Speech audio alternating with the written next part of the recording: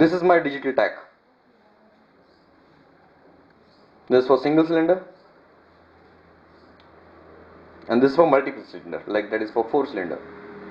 But I'll be using my scanner only because I can see everything on the scanner. I mean on the screen.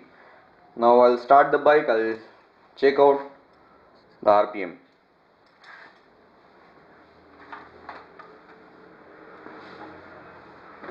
Now I started the bike. I'll show you the engine RPM now. Now I'm basically holding the throttle. I'm basically holding the throttle, so it is showing you 15,000 RPM, 100 RPM, sorry.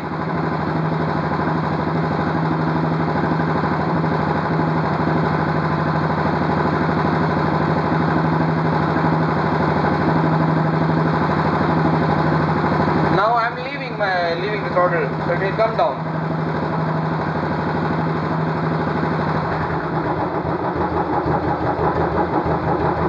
So my basic idle RPM is very much low. It has to be somewhere in between 1000 to 1200. Now my basic RPM, idle RPM is very much low. So I can hear some sort of, auto decompressor sound. Some sound is coming over there. That means the RPM is too much low. The starting RPM which you require to start the engine is minimum about 360, because at 360 RPM the decompressor starts in active condition. It comes in active condition. Now my RPM is very low, so you have to reset the RPM. You can reset the RPM by using one long screwdriver. The RPM screw is given on the throttle body, that is from the top side. You may have to remove that fuel tank, or you just have to tilt the seat or something like that, just to check the RPM. In EFI system, the RPM. So this is how we have checked the ECU on the screen. Now, for resetting the idle speed or idle RPM, you have to basically check on the throttle body, that is under the fuel tank you'll find. The screw you can see from the top side, not from the right hand side. Now, you have to use very long body screwdriver, I should say. I'll just show you.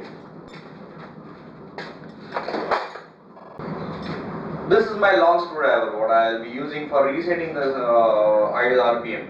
Since this bike is totally different, so I cannot reset it because I'll have to open whole fuel tank for this resetting. So in general, in all other C5, you can do it. You just have to find out the screw from the top side, that is given on the throttle body, that is from the top side. You just have to check it clockwise or anti-clockwise. If you rotate it clockwise, the engine RPM will increase. If you I hope you understand properly. Well, I also suggest you don't try to do it at home, because you will be requiring professional hands to do all those jobs, because if the person is not having anything other than one screwdriver, then you cannot find out unless and until you know how to check the RPM. Now if you have, as I said before, if you have digital tachometer in your hand, then you can check and you can reset the RPM, or if you have any handheld ECU scanner or laptop based ECU scanner, then also you can reset the RPM. But other than that, don't try to do it at home. Leave it to professionals unless and until they also know it properly. Thank you.